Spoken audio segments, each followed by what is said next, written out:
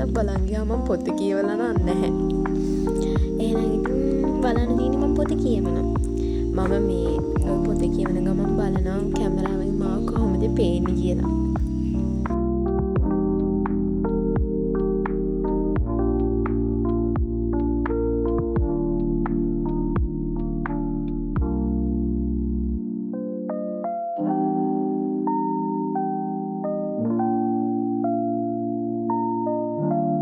පොතක් කියවන්න ගත්ත කිව්වට ඒ වෙලාවේ තිබ්බේ මගේ ගාව කතන්දර පොතක්. ඉතින් මම ඒක කියවන්න පටන් ගත්තා. ඊට පස්සේ වැස්සත් ඉවර වුණා. ඊට පස්සේ shopping පාරකුත් දාලා මං ගෙදර ආවා. මගේ කලින් වීඩියෝ වලට like කරපු, comment කරපු ඔයාලා හැමෝටම ගොඩක් thank you. මං අද